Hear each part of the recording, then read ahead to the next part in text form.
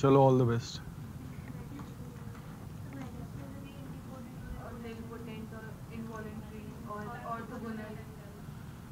तो रेहान सर की क्लास थी ना उसके बाद, या मेरी लास्ट क्लास थी? अच्छा, उसमें नहीं हुआ क्या? देखते हैं, कुछ कर लेंगे. तो अभी तो the topic is limits, continuity and differentiability. Okay.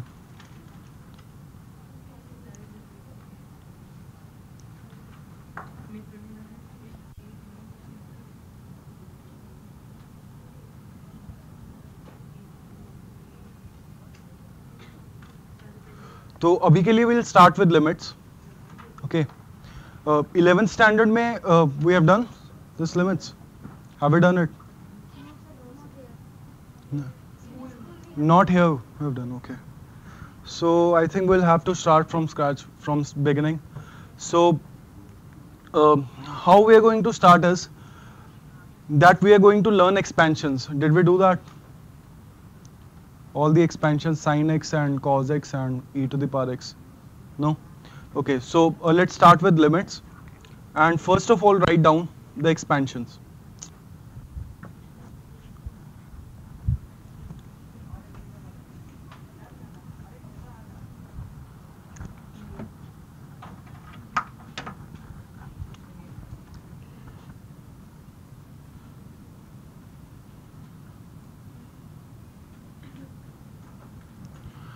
So let's see what do we mean by expansions.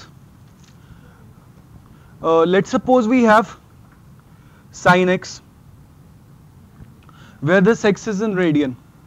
Then I can write this sin x is equal to x minus x cube upon 3 factorial. I think we have done this. No? In complex numbers. In complex number we have done this. Plus x to the power 5 upon 5 factorial up to infinity. Okay. So this is the expansion for sin x.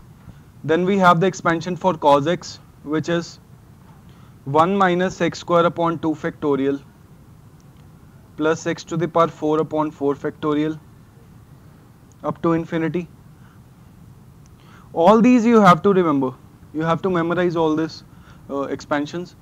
And here we have 1 plus x square by 2 factorial plus x cube by 3 factorial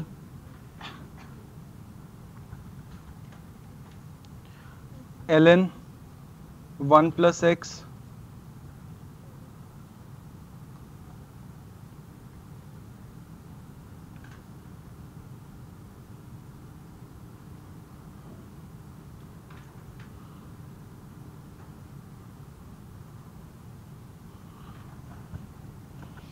okay.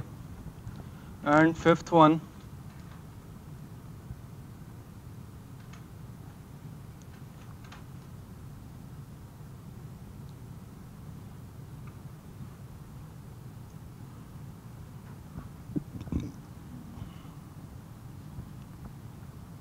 so basically these are the 5 expansion which you need to remember. So in the case of sin x, you get all the odd power terms like 1, 3, 5, 7 and alternate plus minus plus minus. So that starts with 1, x to the power 1, and then you subtract and then you get factorial term in the denominator. In the case of cos x, you get all the even power terms starting from x to the power 0 till x to the power infinity. Okay, it goes on. In e to the power x, you get all the terms starting from x to the power 0, x to the power 1, x to the power 2, all positive. Okay, in right. So we can also make something like this, e to the power minus x. Now the difference will be between this e to the power x and e to the power minus x will be that I will get 1 minus x plus x square upon 2 factorial minus x cube upon 3 factorial and so on.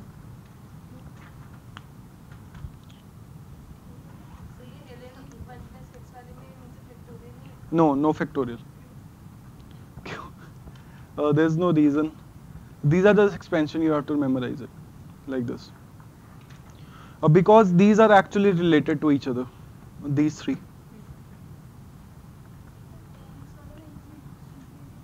Infinity तक ही है. Hmm. All go till infinity.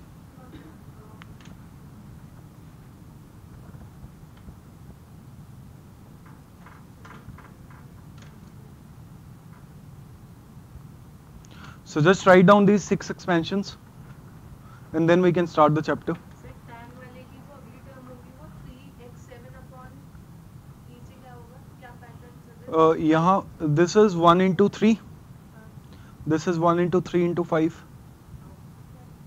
Huh. हमारे But just remember these three terms. These three terms are the terms which are needed. हाँ ऊपर 3 है.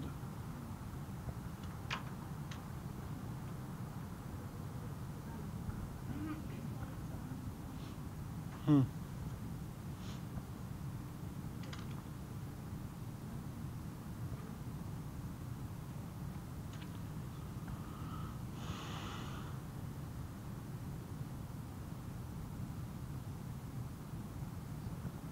Okay, done.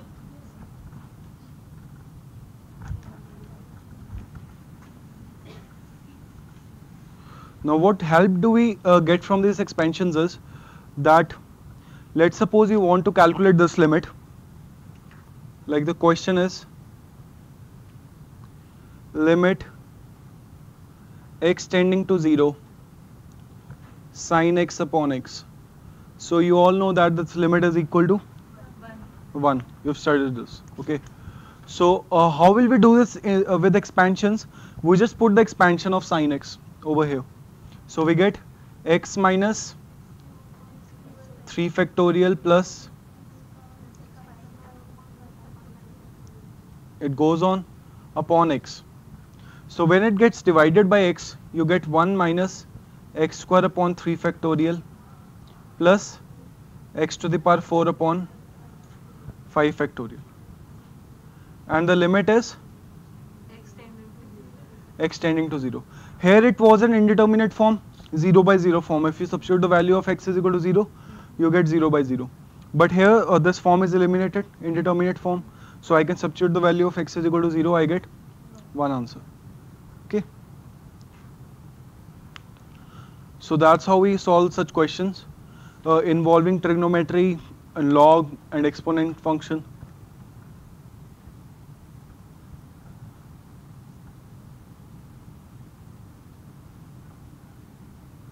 What will be the factorial? So there is no factorial in tan x. Okay. So the terms go like this. In the denominator I am getting 1 into 3. Here I am getting 1 into 3 into 5. Next will be 1 into 3 into 5 into 7. So this is 1, this is 1 into 2, and next will be 1 into 2 into 3. Okay.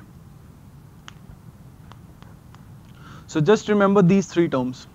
These are the terms which you need. So this is the first limit, and you must have done the proof of this limit in your 11th standard with sandwich theorem.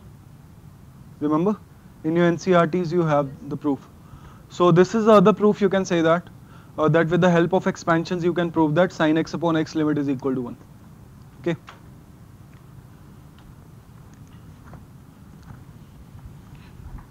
Similarly, try to do such questions like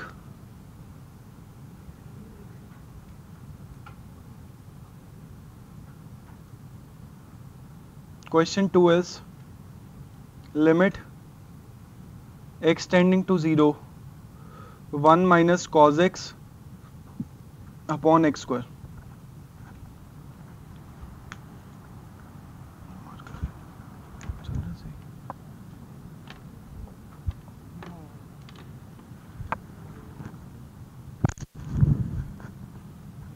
Third is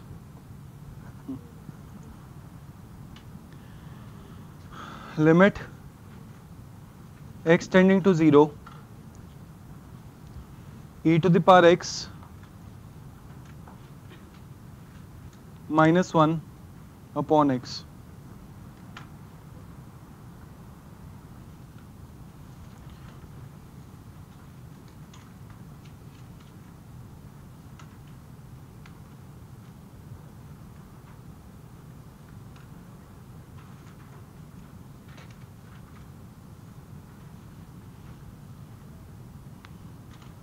So try these questions with the help of expansions. Just write down all the expansions we've done. Cos x e to the power x ln 1 plus x.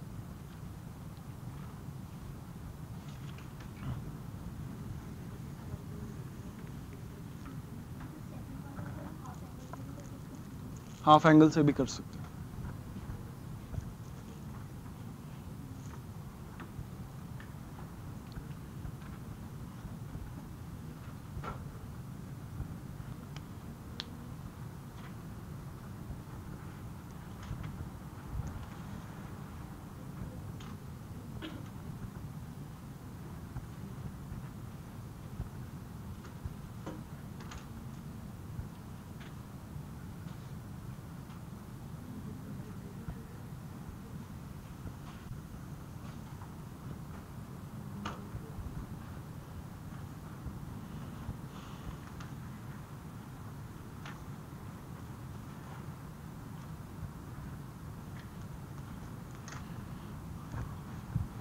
ये लिख लो सब लोग, तुम दोनों लिख लो, ठीक है. All these 6 हो गया.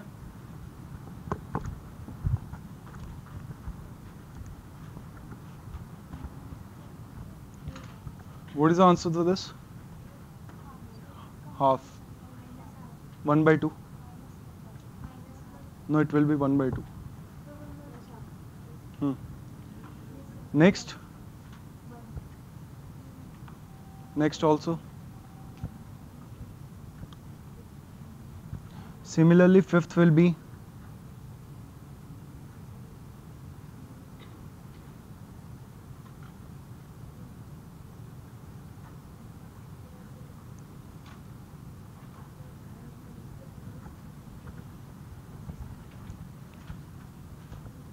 so first is 1 minus cos x upon x square. Then we have e to the power x minus 1 upon x. Then ln 1 plus x upon x, tan x upon x. This third. So first question was sin x upon x.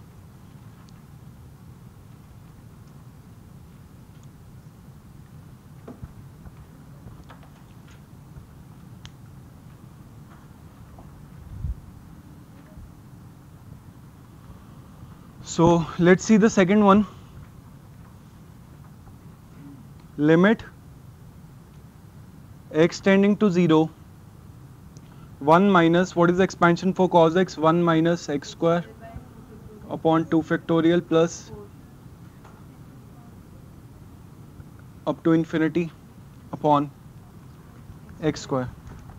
So we just put the expansion for cos x in place of this cos x. And if we open the brackets,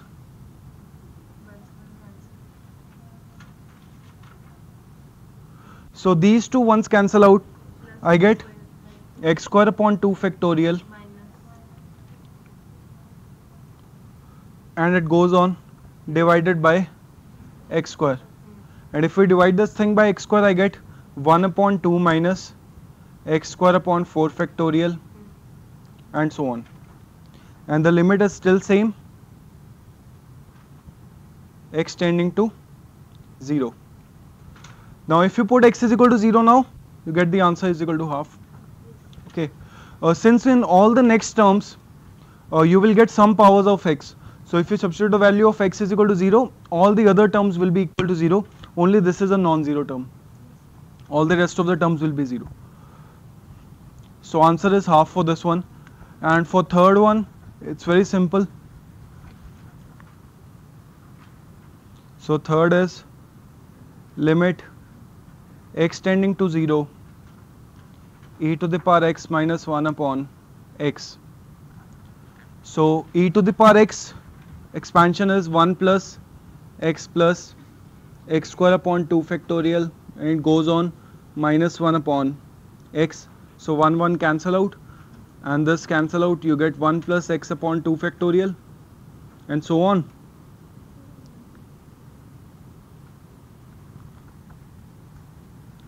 And answer will be equal to 1 finally. Okay.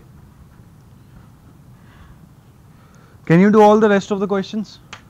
These are very simple. Just have to put the values.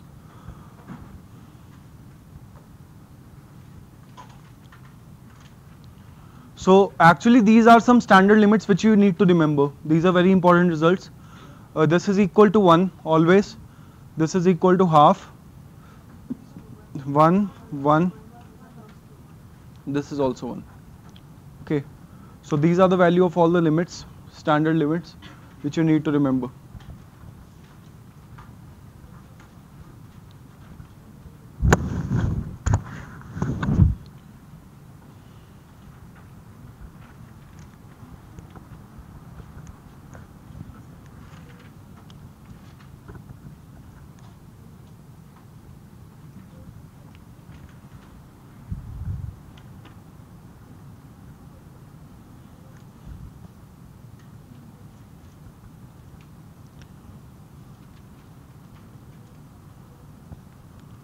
Done?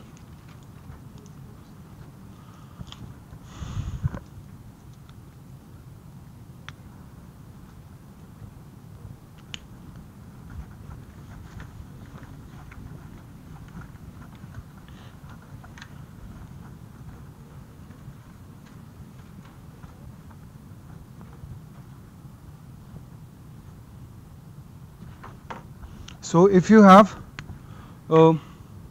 sine theta upon theta and limit is theta tending to 0, so this is always equal to 1. Okay. Okay. So let's suppose you have sine of 5x upon sine of 7x and limit is x tending to 0. So can you evaluate this? So this is equal to 5 by 7. This is very simple. How do you do this? Multiply by 5 by multiply and divide by. So first of all multiply and divide by x. Okay. And then you can do something like this. Divide by 5x, multiply by 5x. So actually the theta, whatever theta you are getting here, the same theta will be in the denominator, in the sine theta upon theta, multiplied by 7x upon sine 7x into 1 by 7x. Okay. So this thing is equal to 1. This thing again is equal to 1. Right? And these x and x cancel out. You get 5 by 7 because this is 1 and this is also 1. Okay. And similarly e to the power 9x minus 1 upon ln 1 plus kx is equal to 2. Then find k. So this is the next question.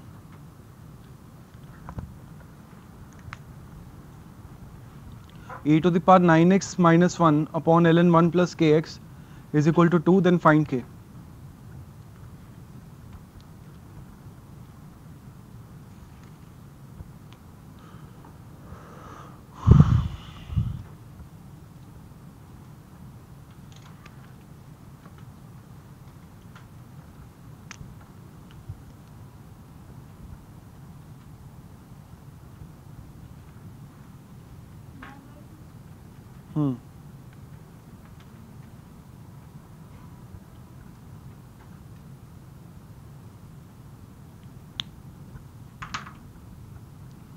Done?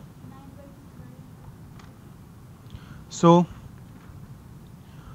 for this e to the power 9x minus 1, okay, you have to multiply and divide by 9x and then you will convert it into standard limit, which is e to the power x minus 1 upon x is equal to 1. So first step will be e to the power 9x minus 1 upon 9x multiplied by into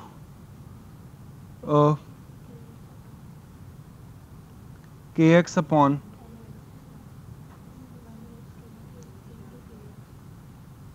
into 1 by kx,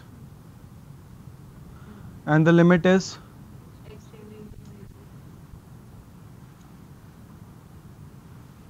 now if x is tending to 0, 9x is also tending to 0. So therefore this limit is 1. 1. This limit is 1. again 1. 9 Okay, plus 4k and these cancel out. So you get 9 upon k. is equal to 2. So you get the value of k is equal to 9 by 2. okay.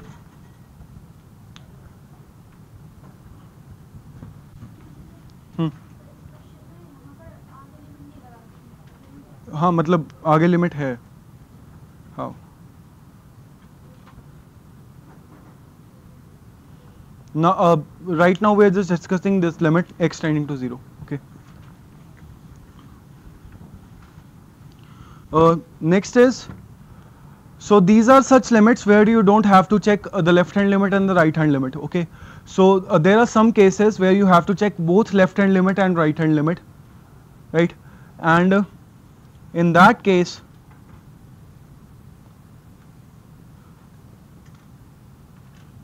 a limit only exists when left hand limit is equal to the right hand limit. Limit is equal to f of x. Is equal to? F of x. That is continuity, na? Huh. So for a limit to exist, limit exists when LHL is equal to RHL, which is left hand limit is equal to right hand limit, and we can say that the function is continuous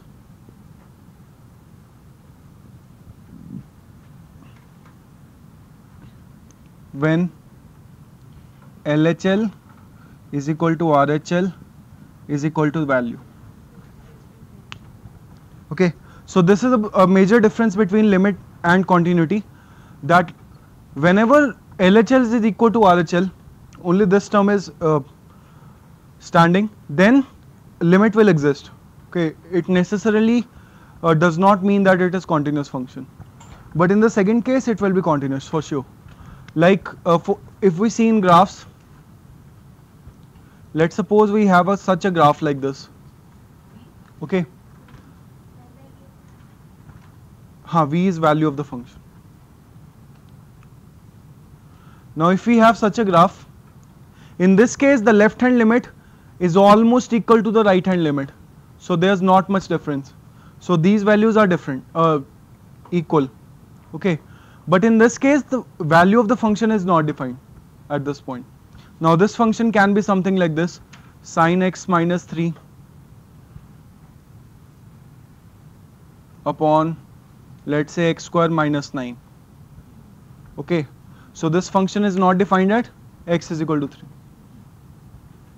You can see that this is not defined at x is equal to 3.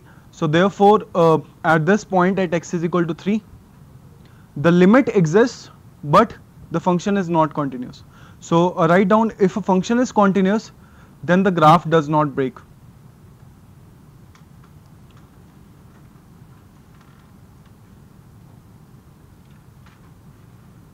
So if a function is continuous, then the graph of the function does not break. Like it will be a continuous graph, a free flowing graph, a streamline, but it will not break anywhere.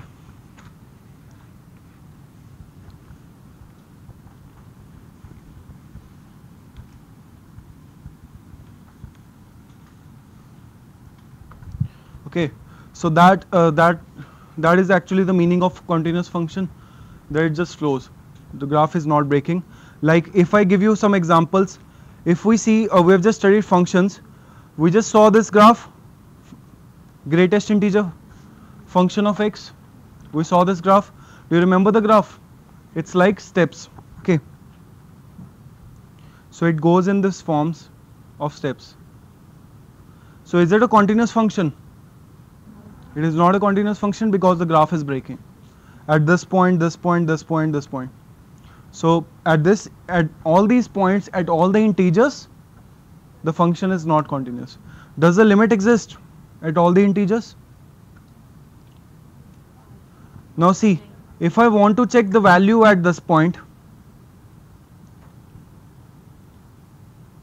if you want to check the value at this point, at this exact point at x is equal to 2, the value will be 2. Okay, so if we see this question, the first one, if we see RHL, let's suppose we start with RHL. So this greatest integer function of 2 plus h, okay, this will be equal to 2. You understand what this h is? H tending to 0. Yes? Yeah, h is tending to 0. This is, you're just adding something, right? Like we studied in limits. For right hand limit, you have to substitute the value 2 plus h. For left hand limit, 2 minus h. So for LHL, you get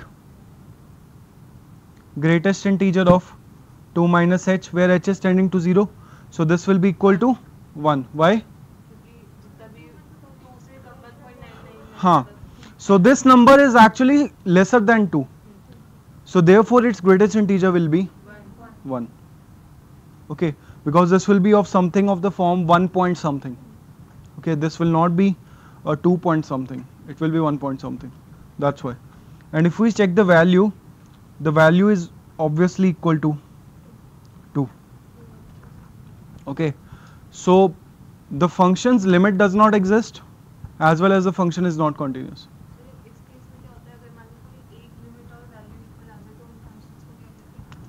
This one and this one. So you can say that this is right hand side continuous.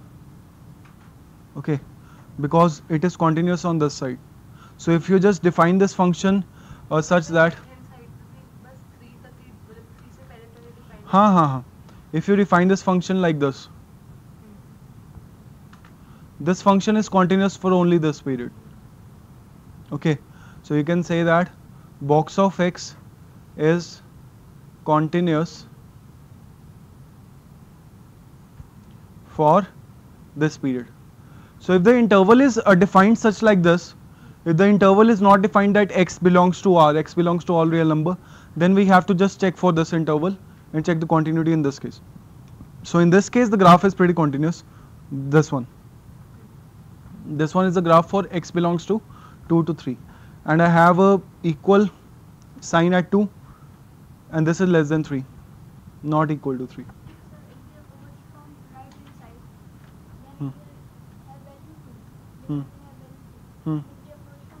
No, left hand side is not allowed here, because x is not defined.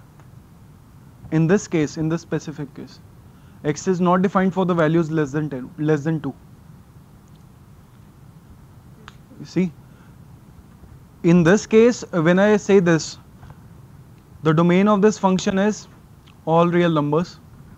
Okay, but I have defined the domain of this function as x belongs to 2 to 3. So therefore all the values less than 2 are not allowed.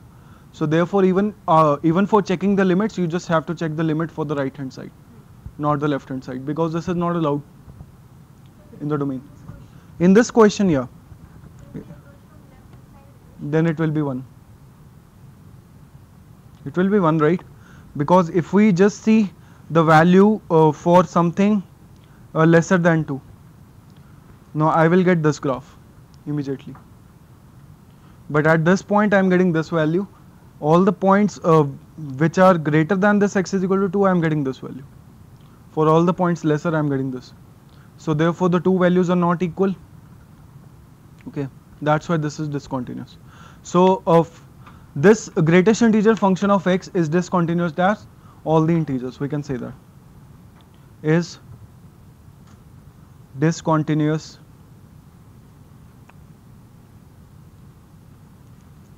at all integers.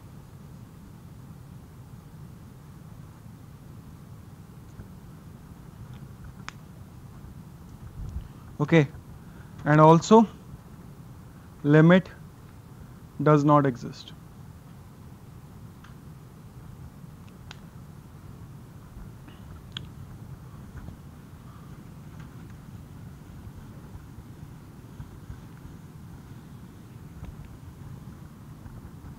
Now just check out the limit for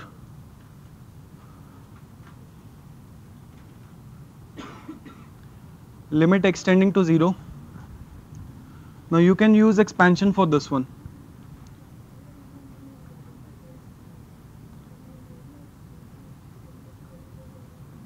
Sin x upon x extending to 0, tan x upon x.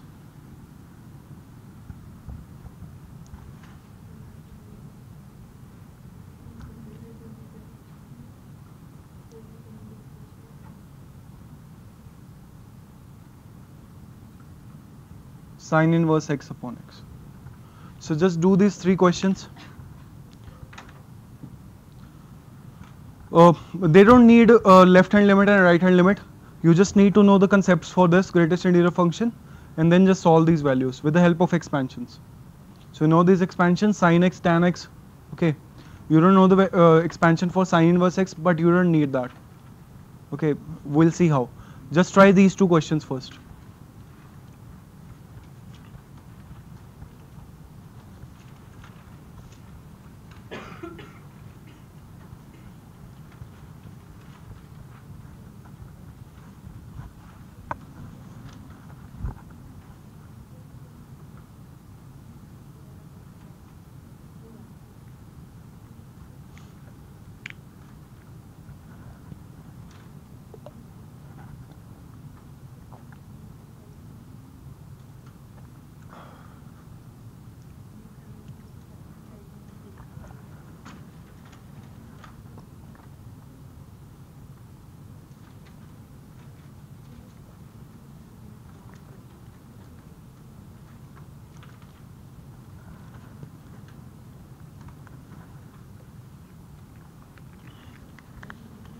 What's the answer for first one?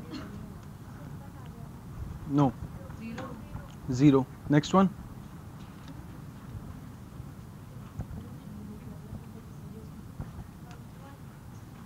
1. उससे अगला 0.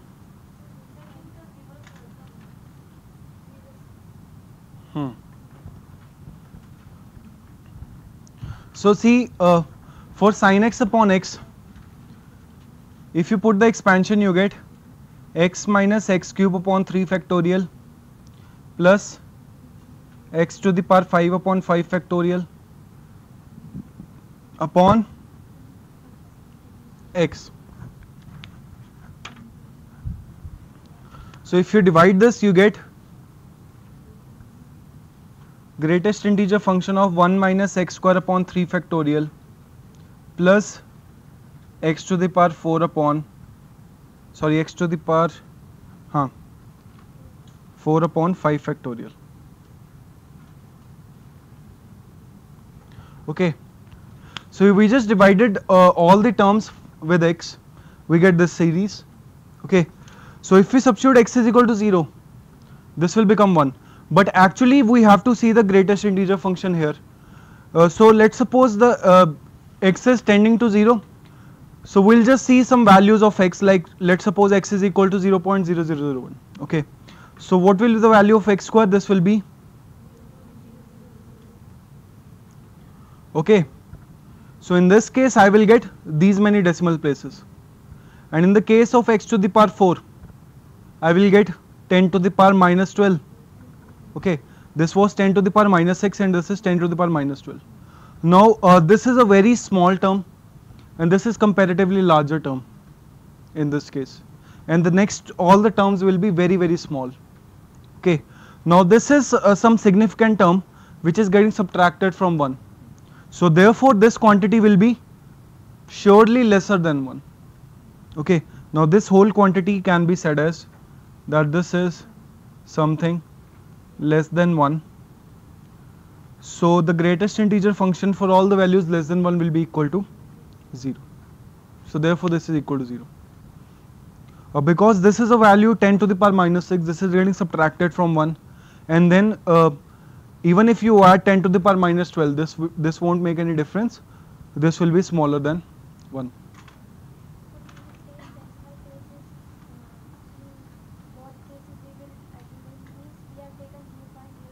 No, it can be anything. The value of x can be anything. X is approaching to 0. So I'm just giving you an example. Let's suppose x is equal to this. Now x can be equal to like we have million zeros and then I'm getting 1. It can be like this.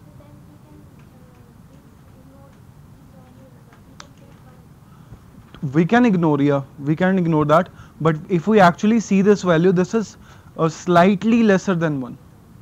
Because something is getting subtracted, or in the other words you can say that the value of sin x is always less than 1, right? So that's why this is coming less than 1. Yes, yeah, I'll tell you that. In this case it will not make any difference, because even if you put minus x over here, minus x in the denominator, it will cancel out, it will give you the same thing. So whenever the things get different by putting the left hand limit, right hand limit, then you have to do that. So the next one will be, what is the next one? This is equal to 1, because if you put the expansion, you get x plus x cube upon 3 plus 2x to the power 5 upon 15 upon x. This is equal to 1 plus x square upon 3 plus 2x 4 upon 15. 2x to the power 4 upon 15. Okay, and this will be equal to 1 because this quantity is slightly greater than 1. And how about this one? How to do this one?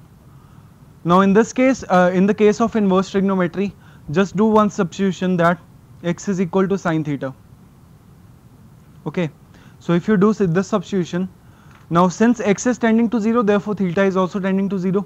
So I will get limit theta tending to 0 theta upon sine theta. So this is what we'll get. This is sine inverse sine theta, because the x is equal to sine theta. So this becomes sine inverse sine theta. For extending to 0, this will be equal to theta. So sine inverse sine theta is equal to theta, and in the denominator I am getting sine theta. Now sine theta upon theta, sine x upon x was equal to 0, because this quantity was less than 1. Now this is a reciprocal of this quantity, so this will be greater than 1. Is this clear to everyone? Now if I get a quantity like this, 0.5, let's suppose. Okay, so if you just take the reciprocal of this, I get 2. Okay, now this is a benchmark 1. So if one quantity is greater than 1, its reciprocal will be less than 1, and vice versa. If I get 1.1, I will get 0.9 something here. Okay, so if one quantity is greater than 1, I will get less than 1 here. If this is less than 1, this will be greater than 1. So this quantity is less than 1, so its reciprocal will be greater than 1. So therefore this is equal to 1.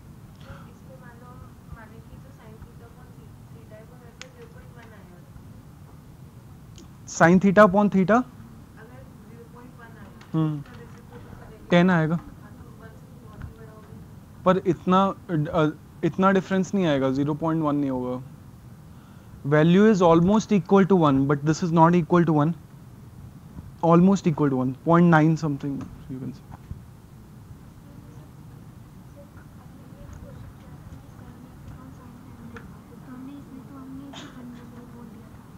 हाँ, it's always equal to 1. We can say that this is equal to 1, but whenever just this is given, this is equal to 1. But when I am taking greatest integer function, it makes a lot of difference, because even for slight changes, this greatest integer function changes. Like even if for a value like this 0.99, let's say a million times 9 you get, okay, that won't make difference. Okay, this will always be equal to 0. Now we just took the approximate value, that is equal to 1. Yeah, then you will get 1 upon 1 minus theta square upon 2 factorial. Yeah, so this is also easy. Now since numerator is greater than denominator, therefore this quantity is greater than 1. Okay, understood? So you have to check a left hand limit and right hand limit for all these cases whenever you get. Now these all questions were solved with expansions. We have to check LHL and RHL.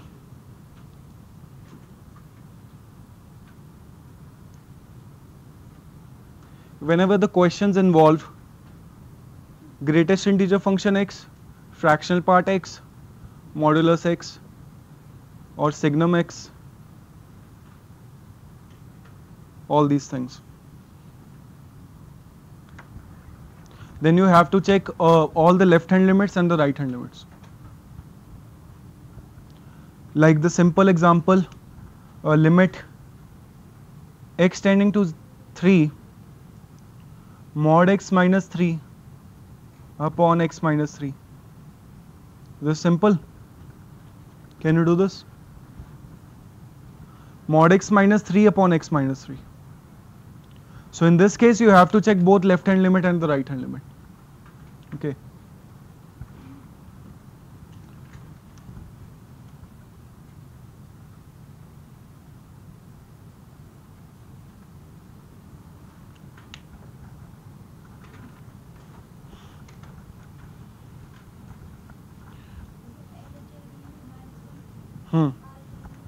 RHL is 1, simple.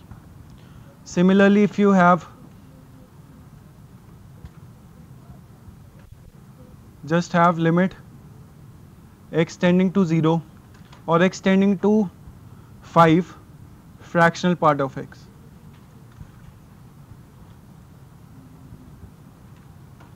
So have you done this one? So in this case for LHL you put x is equal to 3 minus h, so you get 3 minus h minus 3 upon 3 minus h minus 3. So in the numerator you get minus h modulus upon minus h, so you get h upon minus h is equal to minus 1. In case of RHL, eventually you will get h upon h is equal to 1. Okay, this is minus 1, this is 1, so they do not match, therefore limit does not exist. Okay, in this case, does this exist? So let's check it at x is equal to 5, x tending to 5. For right hand limit, it's very simple. You get fractional part of 5 plus h. Now fractional part of 5 plus h will be equal to, what is the fractional part of 5 plus h? Yeah, it will be h, right? Because this is integer, this is fraction. So for a number 5 plus h, the integral part will be 5 and the fractional part will be h. So therefore this is equal to h. Now h will be tending to 0, right? So therefore this is equal to 0.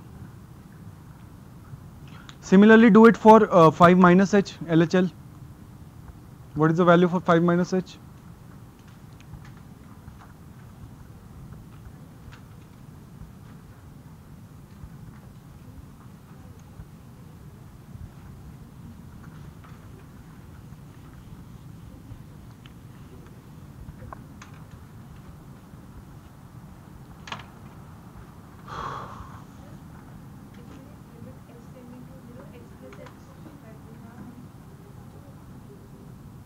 x plus h करते थे, हाँ, पर if x is tending to 5 then you have to do 5 plus h. We used to do a plus h, a minus h, right?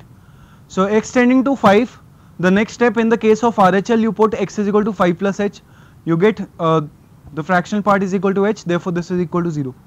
What about the other one, left hand limit? What are you getting? 5 minus h. So you get limit h tending to 0, 5 minus h. So Part 1 minus h. yeah, so you can write this function as, you can write this number as 4 plus 1 minus h.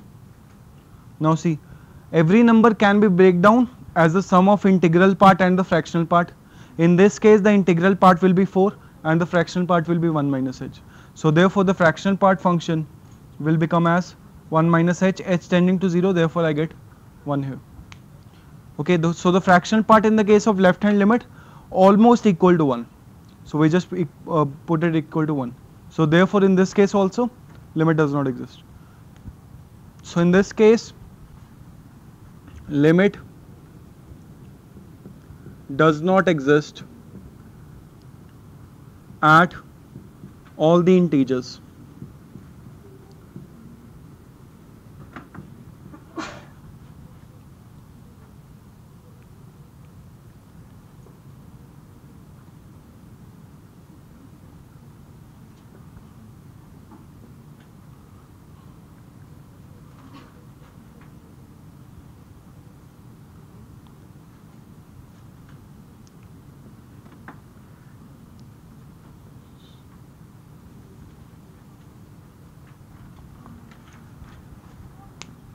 Okay, so limit does not exist at all the integers. At all the integers you will get the right hand limit is equal to 0, left hand limit is equal to 1.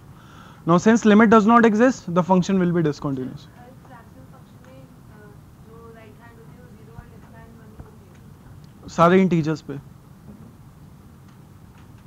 at all the integers. Okay. So this is a very important point, that if limit does not exist, the function is always discontinuous. Okay, this is very easy to understand, because for the condition for continuity, LHL should be equal to RHS is equal to value.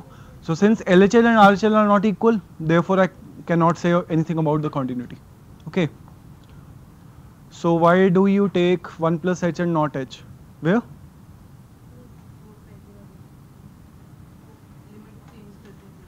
Can you explain the question 2 again? Okay, we'll explain this one.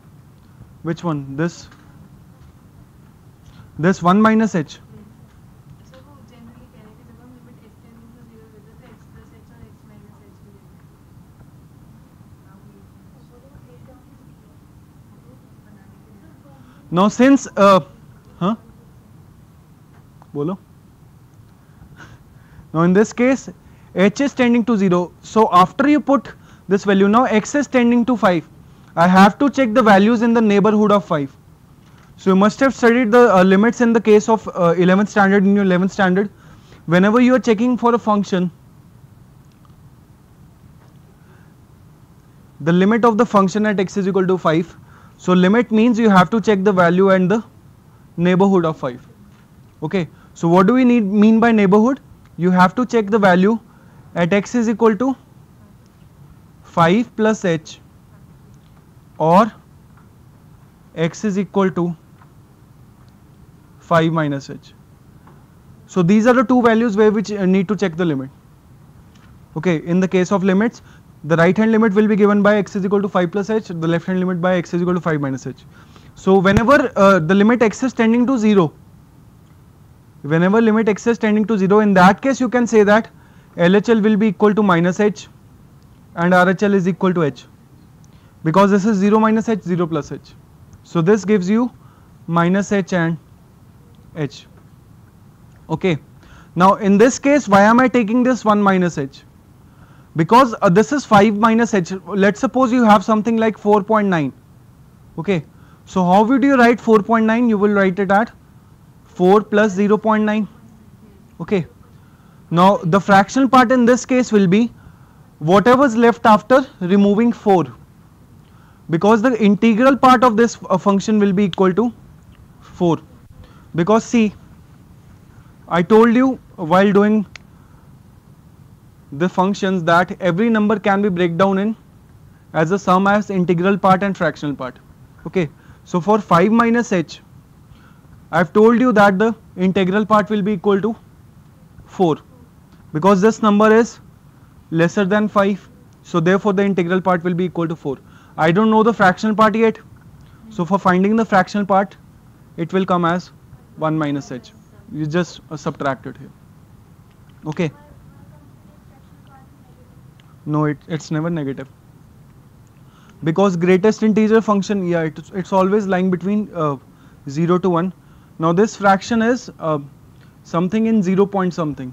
Okay, this fraction is always like this. Either this is 0 or 0 point something. Okay. So So that's how we get the value is equal to 1 here. In the case of RHL, the right hand limit, we substitute 5 plus h and then we get h is equal to 0. Finally we get 0.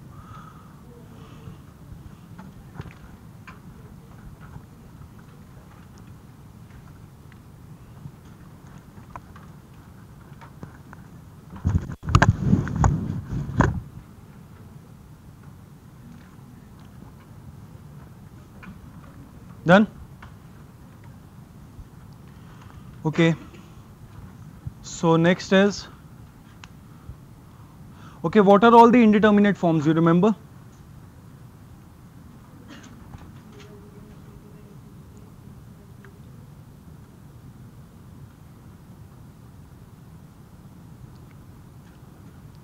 So right now we were just discussing 0 by 0 forms. Okay. So if we want to discuss all the other forms, let's see. So the first form is 0 by 0, which we have discussed. Next is infinity by infinity. infinity by infinity. Next is 0 by infinity. नहीं, infinity by 0. ऐसा कुछ होता है. 1 upon 0, infinity multiplied by 0. सात होती है. Then you have infinity minus infinity. Okay. Now these are actually same. All these limits are almost identical. All of these. Okay. I mean, if we leave this one, all these three are exactly same. Because once I write infinity by infinity, I can say that this is something like 1 upon infinity into infinity upon 1. So this becomes 0. This in denominator becomes 0. So this becomes 0 upon 0. You can say that. This is almost like 0 by 0. Okay, this is just reciprocal of 0 by 0 form. And in this case, infinity into 0, we know that 1 upon infinity tends to 0. So therefore, this is infinity into 0. So all these three forms are almost identical. Next we have 1 to the power infinity. Okay, now this is very important form. This we'll discuss and this one we'll discuss. And also we are left with this one. And there's one more. Which one is that? We have 1 to the power infinity and 0 to the power infinity. No. Infinity. I think that is infinity to the power 0. Infinity to the power 0. I don't remember. We'll pick it up next time. Okay. The last indeterminate form. So let's start with this one. This is very important, infinity by infinity. So let's suppose. So first indeterminate form we are going to discuss is infinity by infinity form. So in this case, let's suppose you have something like this, limit x tending to infinity.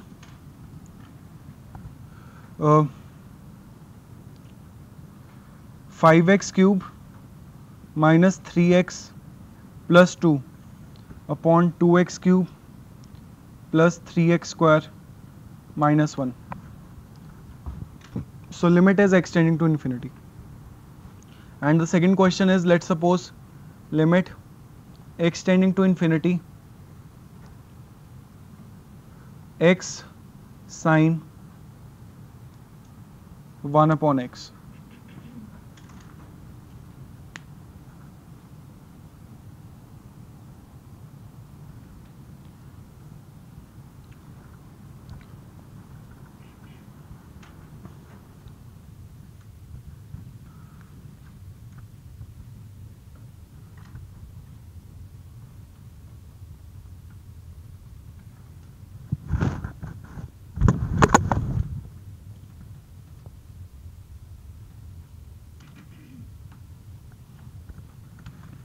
Now these type of terms are known as rational expression.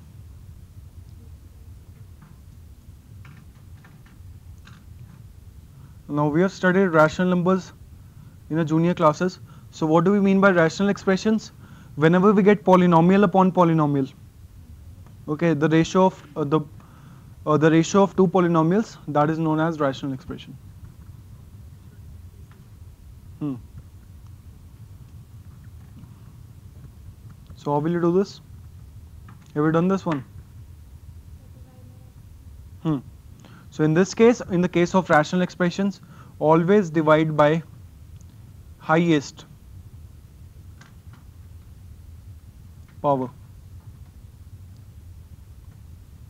Okay. So what do you need to divide? You need to divide both numerator and denominator. So divide both numerator and denominator by the highest power, which in this case is equal to x cube.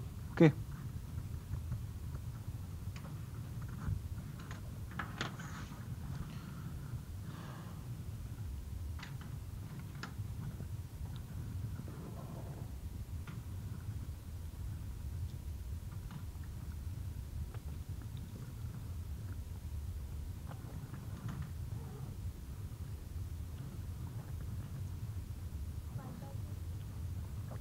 Next.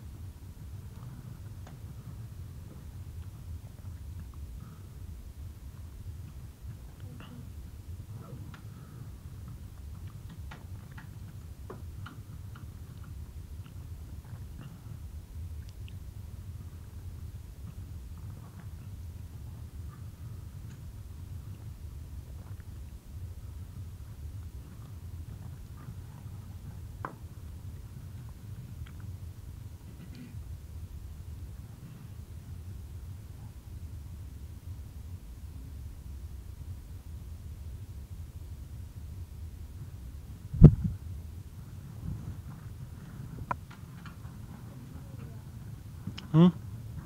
0. How? Just sine 1 by x.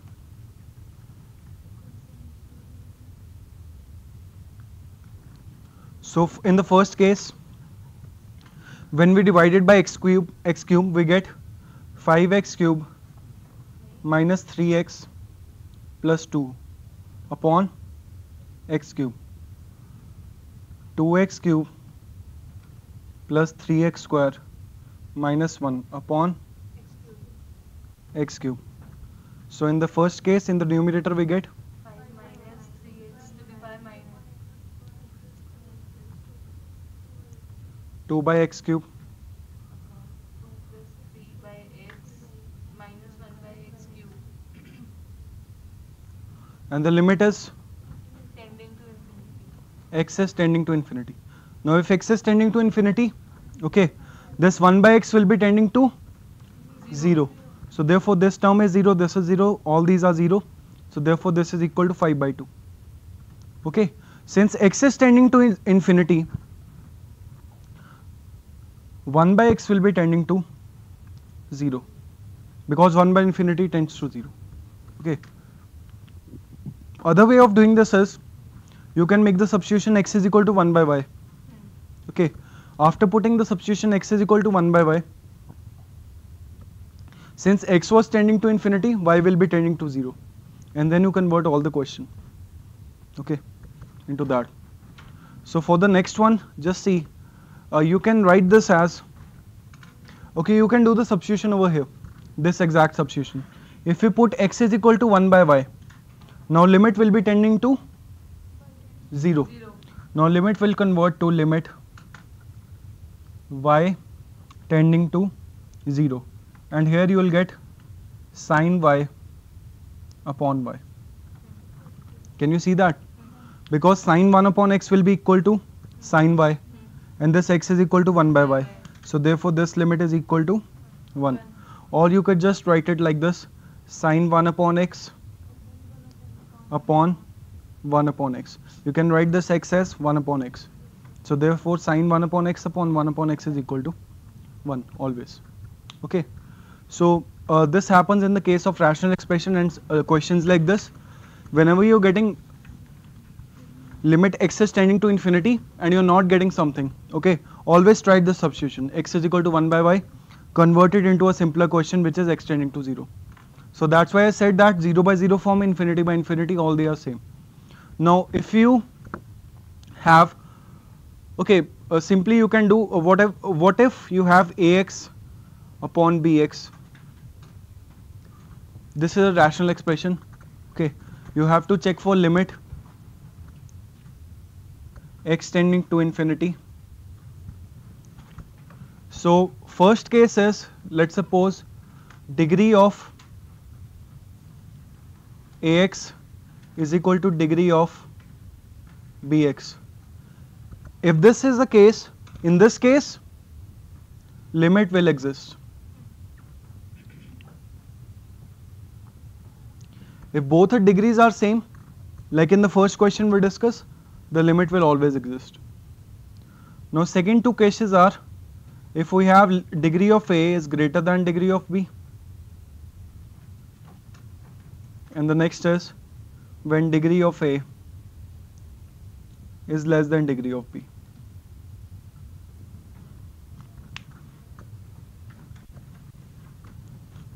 Like, for example, for the second one will be 3x square plus 2 upon x plus 1. So limit is x tending to infinity. Okay. Now what do you have to divide it with? You have to divide it with x square. So you will get 3 plus 2 upon x square. Denominator you get 1 upon x plus 1 by x square. This is 0, this is 0, this is 0. 3 by 0, which is infinity. Okay. So in this case this tends to infinity, and in this case it will tend to 0. Okay. So you can simply see this example as well. Okay. You can put any example like x plus 1 upon x square plus 2. If you get such case and the limit is x tending to infinity, in this case the limit will be tending to 0. Okay, this is the easy part, right? So in this case the limit does not exist and it tends to 0. In this case it exists and equal to 0. And in this case the limit exists as well as it will be some number, some constant value. Okay. So next rule is a L'Hopital rule.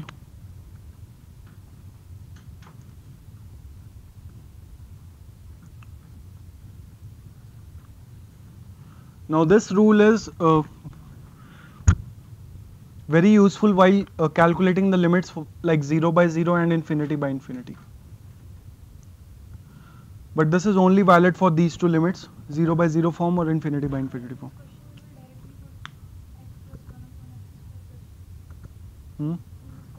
We'll divide by x square plus 2. We'll divide by x square. In the numerator and denominator you get 1 upon x, 1 upon x square, 1 plus 2 upon x square. This is 0, this is 0, this is 0. So we get 0 by 1 is equal to 0. So always remember this. Whenever you see a question, just check the degree for both a numerator and denominator. Okay. Whenever these are the two cases, just take the answer directly.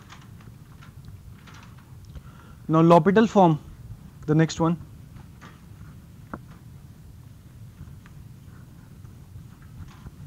In this L'Hopital rule, we have to differentiate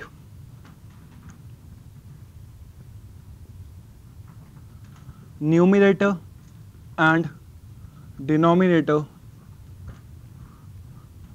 to get rid of indeterminate form.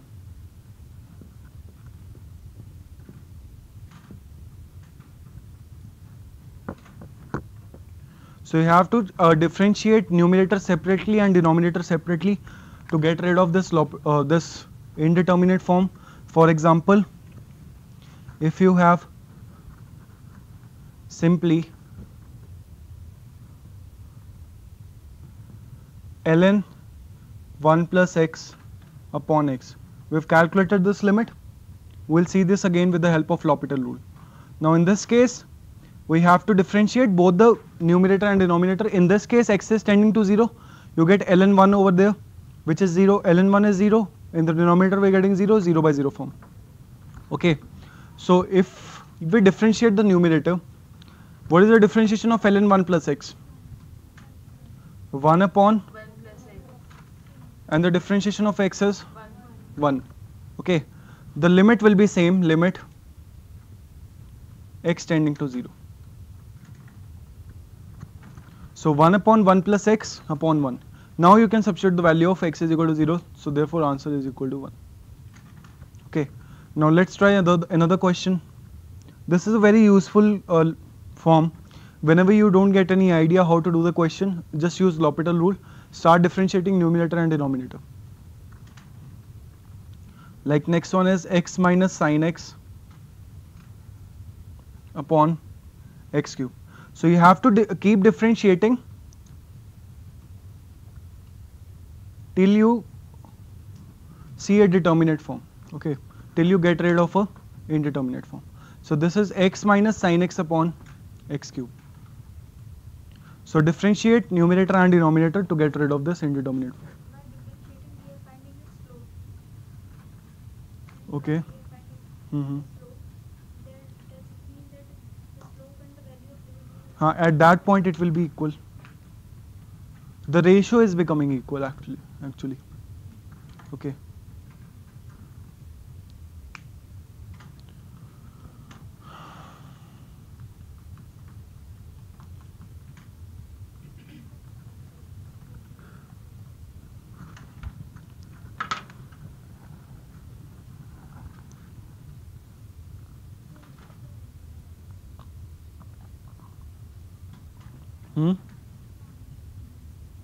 Minus 1 by 6 or plus 1 by 6?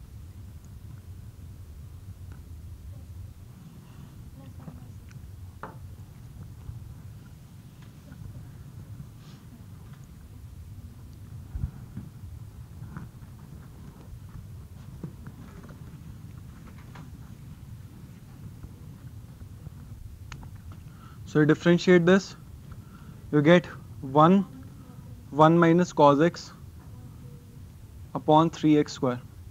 Differentiate this again. Differentiation of 1 is 0 and differentiation of this is minus sin x upon 6x. So you get sin x upon 6x.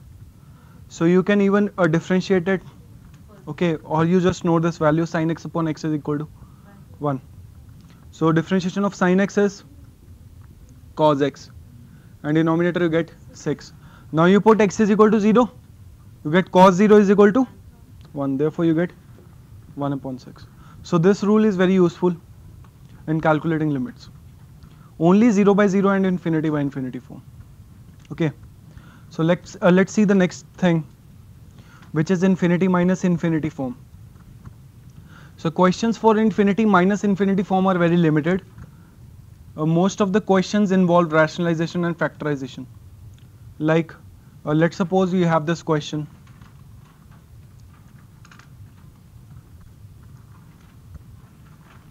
Root x square plus x plus 1 minus x square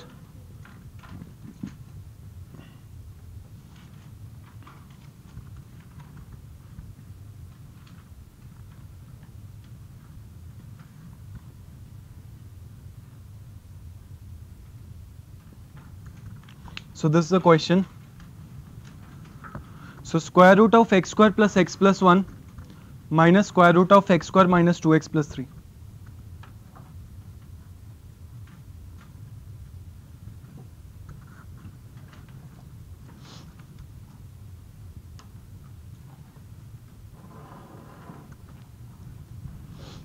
So how will you do this? This is infinity minus infinity form.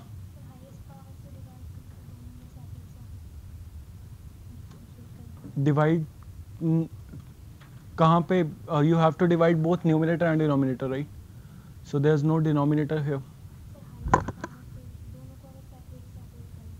So you'll have to multiply also then if you're dividing. So what you can do is exact same thing which we used to do in rationalization. So in the case of rationalization, we multiply this exact same with its, yeah. So only difference will be the plus sign here. So multiply and divide this term with root of first term plus root of second term. Multiply, divide both sides.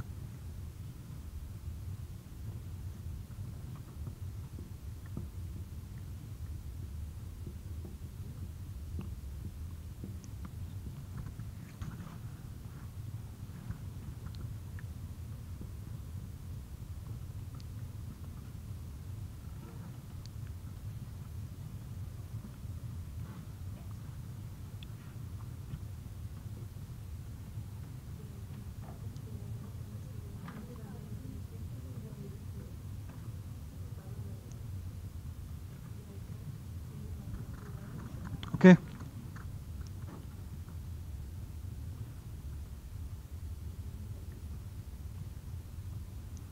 So this is the first step.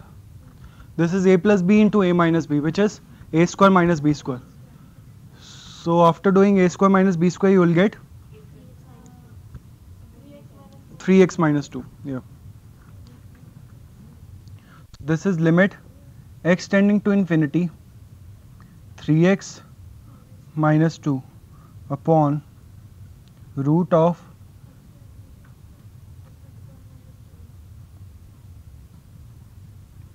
x square minus 2x plus 3.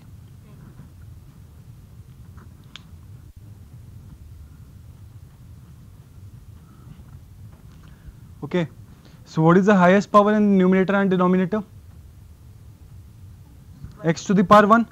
Since we have x to the power 2 over here, but there is also square root. So therefore the highest power is x to the power 1. So therefore I divide by x to the power 1. Okay. Now this is actually infinity by infinity form. Okay.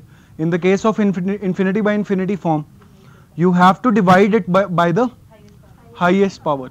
So in this case, the highest power will be x to the power 1.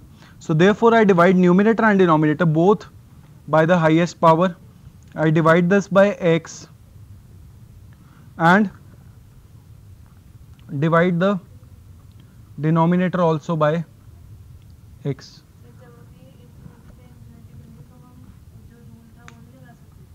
Which rule? L'Hopital rule? Huh? You can. But in this case, the L'Hopital rule will be very tough. Like you have to differentiate this term. Okay. So after dividing, you get 3x minus 2 upon x. Just write it down again. X square plus x plus 1 plus x square minus 2x plus 3 upon x. Now here limit is x tending to infinity. Okay. So 3x minus 2 upon x. This x and x will cancel out. I will get 2 upon x here. So this is limit x tending to infinity 3 minus 2 upon x. And then in the denominator, see, you separately divide these terms. Okay.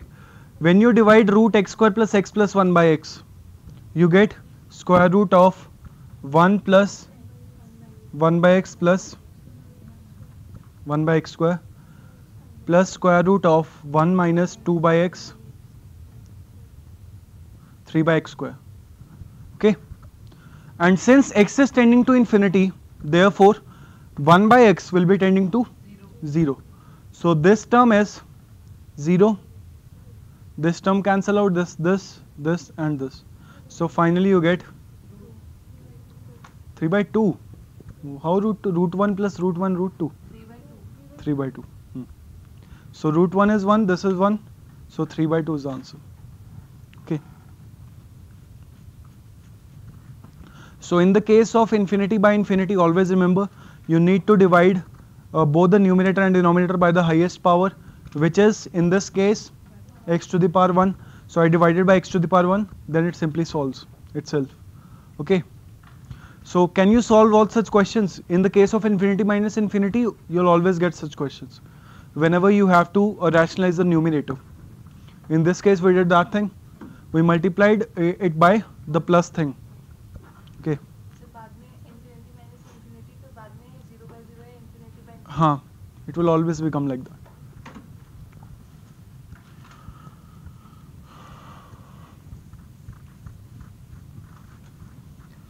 Next is a very typical form. So next form is 1 to the power infinity form. So this is very important form, 1 to the power infinity. Let's see what we have here. Let's suppose we get this term, limit x tending to 0, 1 plus x to the power 1 by x. Okay, you need to calculate this limit. So how can you do this? Anyone? Whenever you have powers, okay, you always have to introduce log in here. Okay, in the case of powers, you always have to introduce log. So let's suppose this value is equal to L, or let's say this is M is okay. Okay, so what I can do is, since this value is equal to M, I can take log on both sides. After taking log on both sides, I will get 1 plus x to the power 1 upon x is equal to ln of M. Okay, can you solve it now? Just try.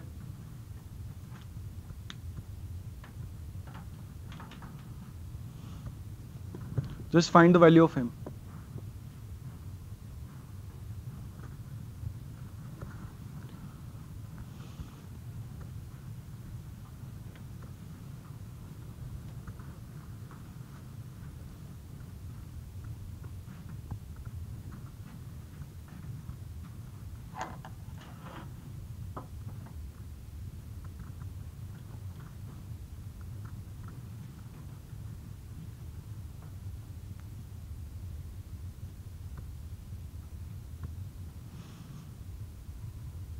Done? Use the properties of log. ln 1 plus x to the power 1 upon x. What will happen? Yeah. So 1 upon x will get multiplied with ln 1 plus x. Now this is equal to ln m. Now from the starting you have limit x tending to 0. x tending to 0. You remember this limit? We've studied this. ln 1 plus x upon x is equal to 1. Okay. Or you can use the expansion and calculate it again. So this is equal to 1. This is equal to ln m. Therefore, the value of m will be equal to what? E to the power 1. Okay, by using the definition. Since this is actually 1 is equal to log m to the base e, so therefore m will be equal to e to the power 1. Okay, understood? So therefore this limit is equal to e. So limit x tending to 0, 1 plus x to the power 1 upon x is equal to, okay.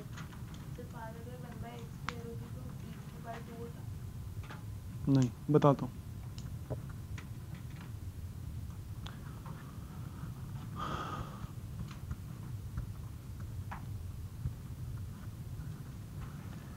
So similarly you can prove that if instead of x and 1 by x, if you have two different functions over here, like if you have 1 plus fx to the power 1 upon gx,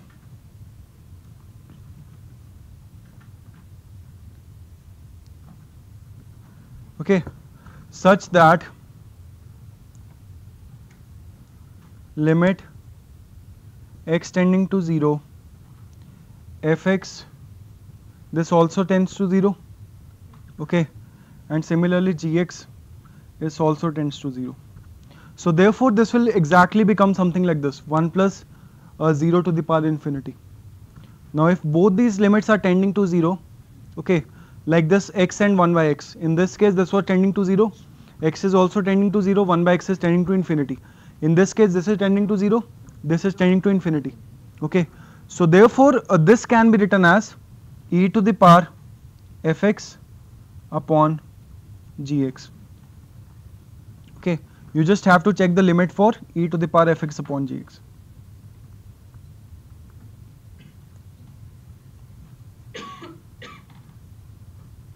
And you can also prove this with the help of the same derivation which we just did, okay. Like this is a very shortcut method. For example, you have limit x tending to 0 1 plus sine 5x to the power 1 by x. Tell me what is the value for this.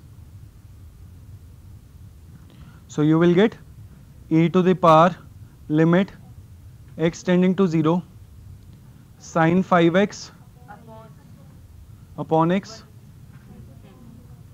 upon x. So you multiply it by divide by 5. So therefore you get 5. e to the power 5 as answer. Okay. So this is very useful. So you just multiply these two, or you can say you are dividing these two functions. Okay. So divide the x sin 5x multiply कैसे?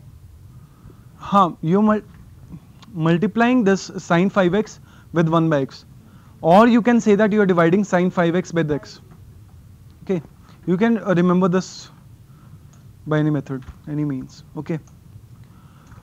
हाँ.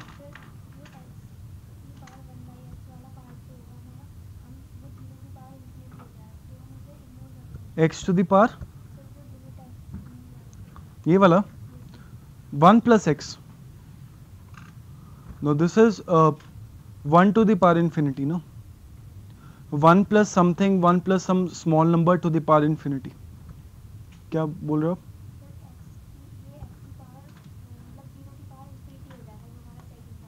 ये वाला, हाँ, पर इसको हम ऐसे break नहीं कर सकते ना.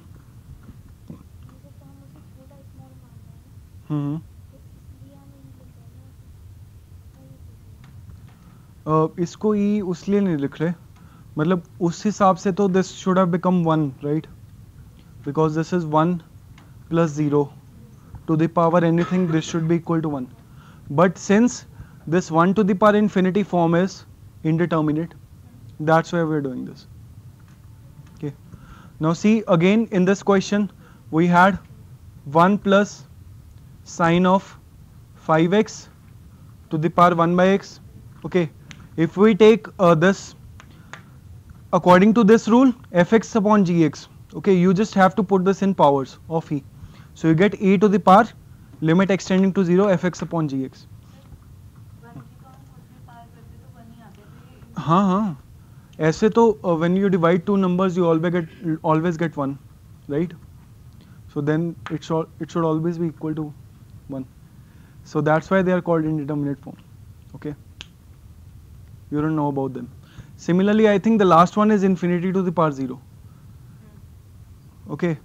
In all the rest of the cases, for all the real numbers, when you take power 0, it is equal to 1. But this is indeterminate form.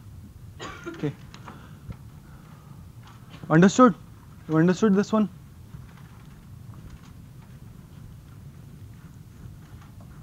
So let's do some more questions for this. 1 to the power infinity limit. Second one is limit x tending to 0, 1 plus tan 5x to the power cosecant 3x. Third is limit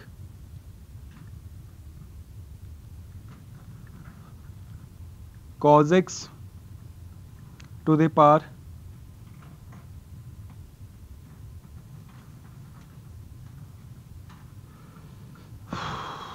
cosecant square x.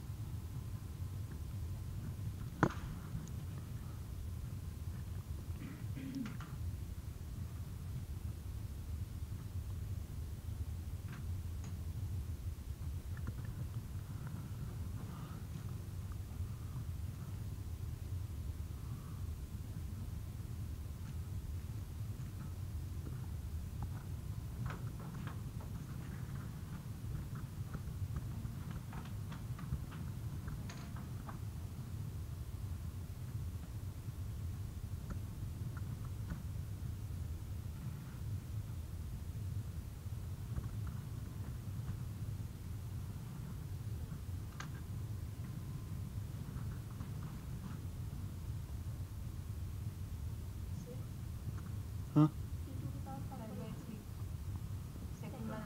हाँ third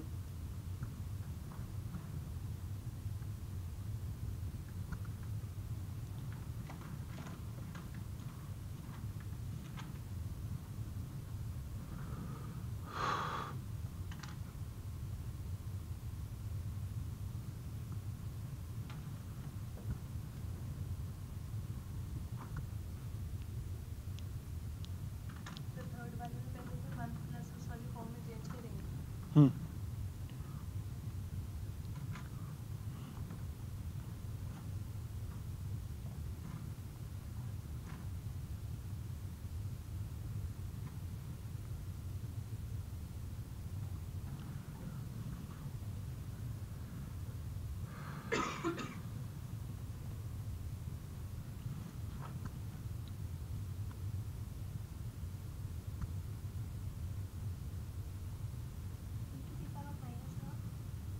hmm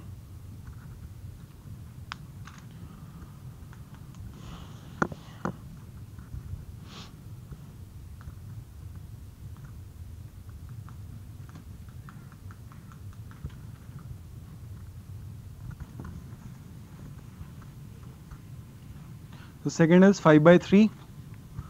Third is e to the power minus half. Fourth is also very easy. So let's try the second one. In the case of second, the answer will be equal to e to the power limit x tending to 0 tan 5x. I could have written this cosecant 3x as 1 upon sin 3x.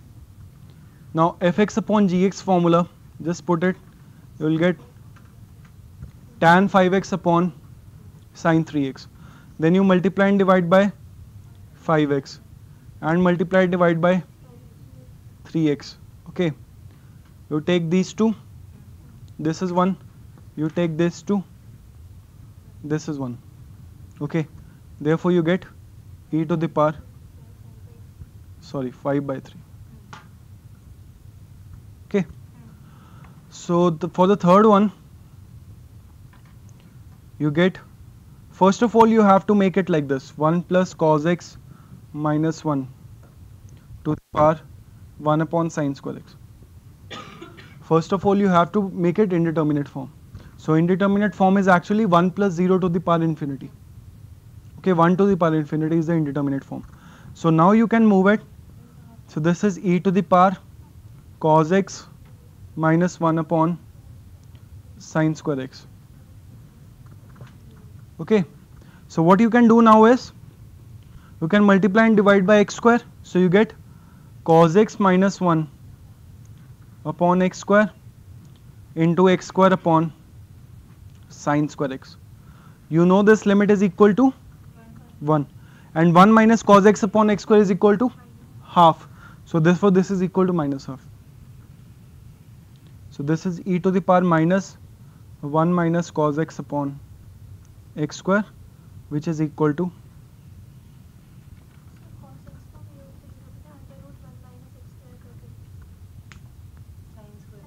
हाँ हो जाएगा.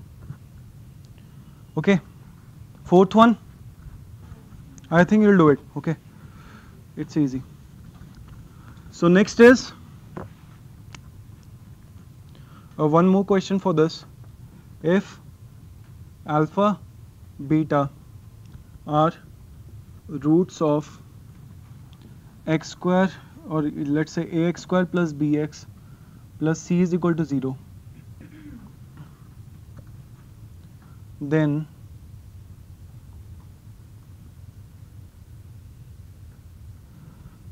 evaluate the limit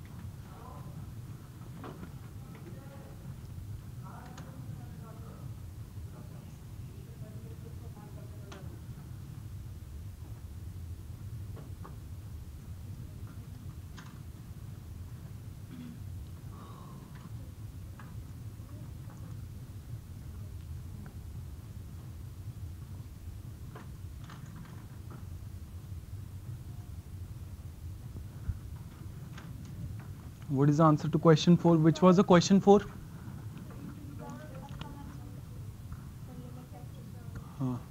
वाला था. There's one missing thing, I think. कौन सा था? ln वाला. 1 plus 2x. To the power 1/7. So you get e to the power ln 1 plus 2x upon 7x. Okay, you multiply and divide by 2x. This is equal to 1. So you get e to the power 2 by 7.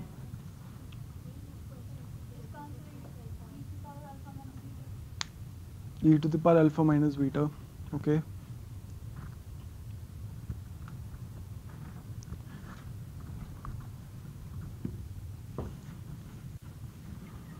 So this is e to the power limit x tending to alpha.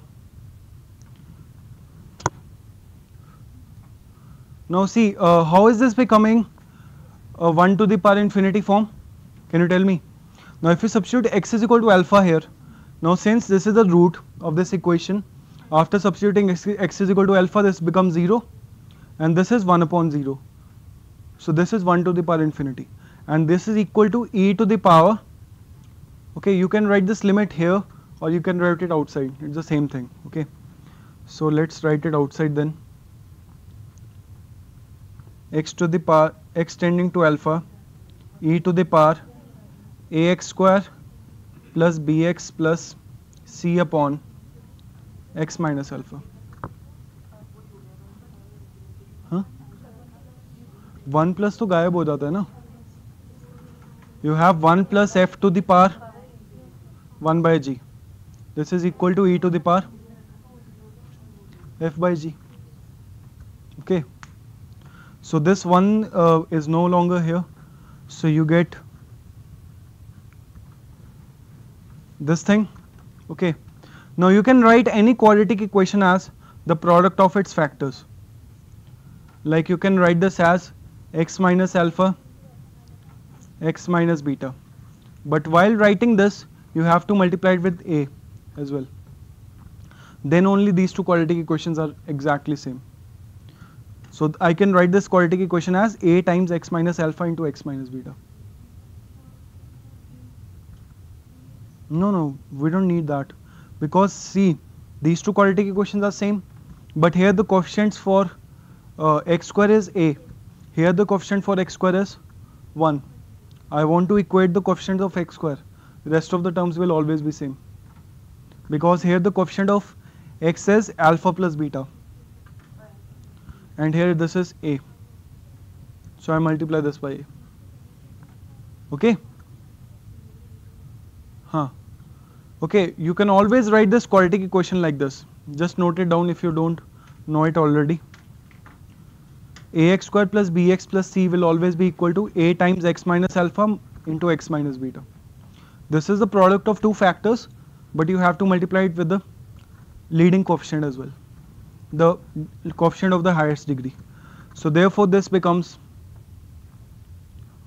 x tending to alpha e to the power x minus alpha, x minus beta, x minus alpha. So x is tending to alpha, I can cancel these two, so I get e times x minus beta. Okay, you can substitute the value of x is equal to alpha here, so you get e to the power a times alpha minus beta. So this will be the answer.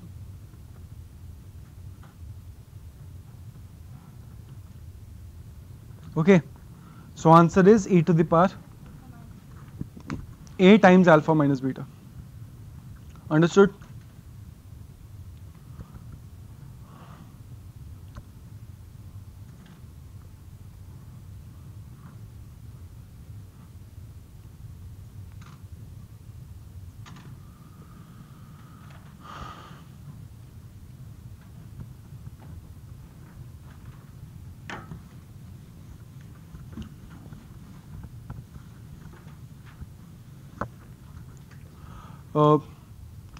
So I think in the next class we'll start with continuity. So just to give you a brief idea, how do you check the continuity of a function? LHL, RHL and the value. All these should be equal. Okay. Now function can be discontinuous in many ways.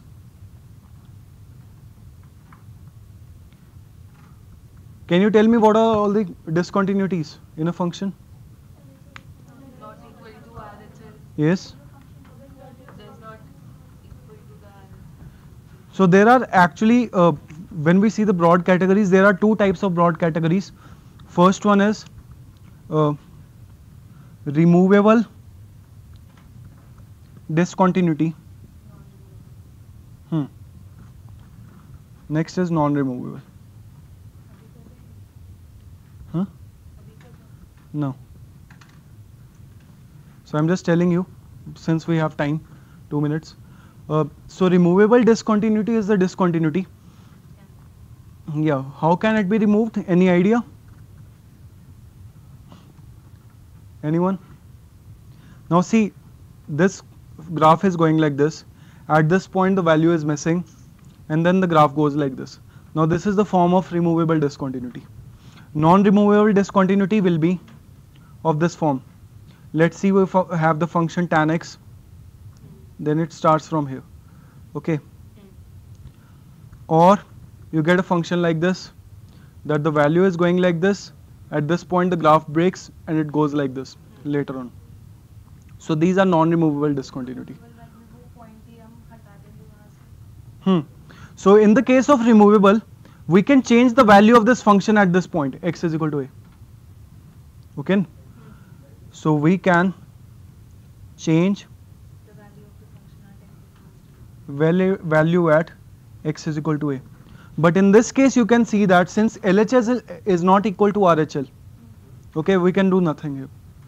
But in this case, removable one, LHL should always be equal to RHL. So in the case of removable discontinuity, we can say that left hand limit will be equal to right hand limit.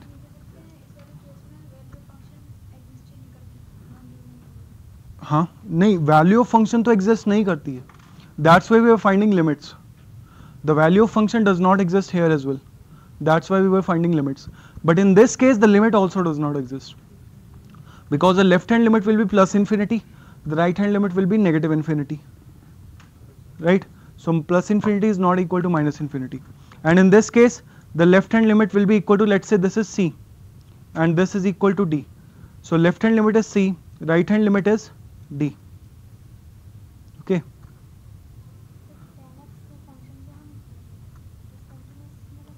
हाँ, tan x function is discontinuous at these points, pi by 2, 3 pi by 2, 2n plus 1 pi by 2. All these points, tan x function is discontinuous. So whenever the term is approaching infinity, 1 by 0 form, okay, it's becoming discontinuous.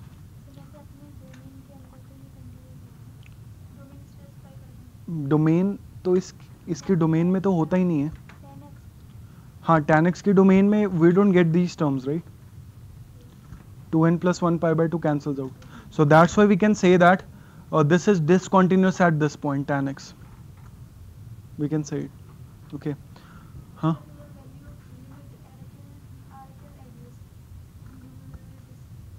In this case, this should be equal. Because since these are equal, we can say that let's suppose f of a is also equal to this limit. Okay, which is equal to LHL, which is equal to RHL. Then we can say that this function is continuous.